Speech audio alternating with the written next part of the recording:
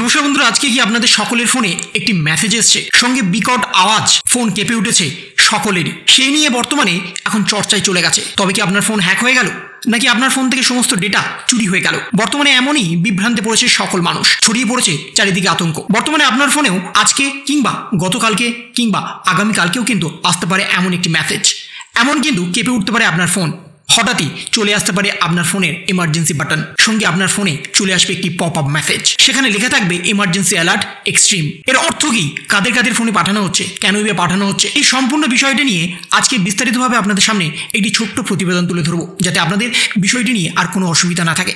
June মাস থেকেই সরকার একটি পরীক্ষামূলক বার্তা কিন্তু পাঠাচ্ছে সকলের ফোনে। আজকে হয়তো আপনার ফোনে এসছে, আগামীকালকে অন্য একজনের ফোনে আসতে পারে, গতকালকে অন্য আরেকজনের ফোনে এসেছিল। কিন্তু এই মেসেজটি মানে হচ্ছে একটি পরীক্ষামূলক ব্যবস্থাপনা।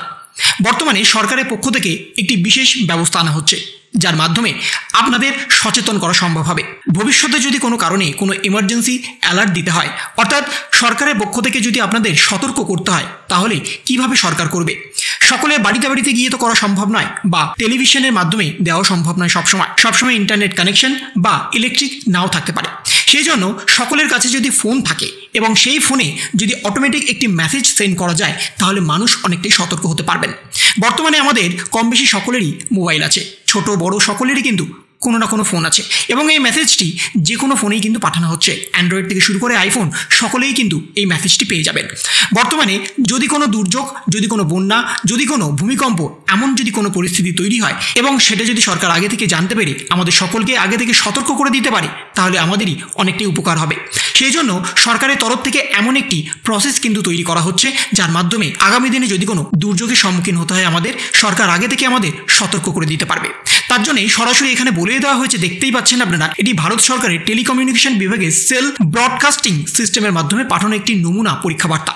দয়া করে এই বার্তাটিকে উপেক্ষা করুন, কারণ আপনার পক্ষ থেকে কোনো পদক্ষেপ নেওয়ার কোনো প্রয়োজন নেই। শুধুমাত্র আপনার ফোনে ওকে বাটনটা টিপলেই এটি পপ আপটা চলে যাবে।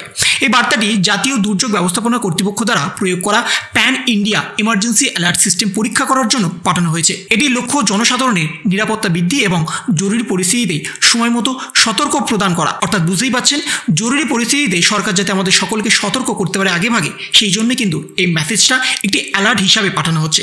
এবং এটি একটি ওয়্যারলেস মেসেজ। যদি আপনার ফোনে সিম কার্ড নাও থাকে, তারপরেও কিন্তু আপনার ফোনটা যদি অন থাকে, সেখানেও কিন্তু এই বার্তাটা চলে আসবে। আপনার ফোনে ইন্টারনেট থাকুক বা না থাকুক, আপনার ফোনে সিম কার্ড থাকুক বা না থাকুক, আপনার ফোনে কিন্তু এই মেসেজটি কিন্তু চলে আসবে। এটি একটি ওয়্যারলেস মেসেজ।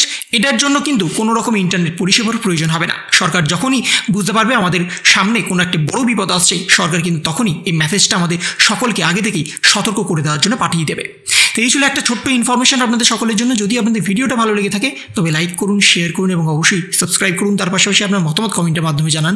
ভালো থাকুন, সুস্থ থাকুন, ধন্যবাদ।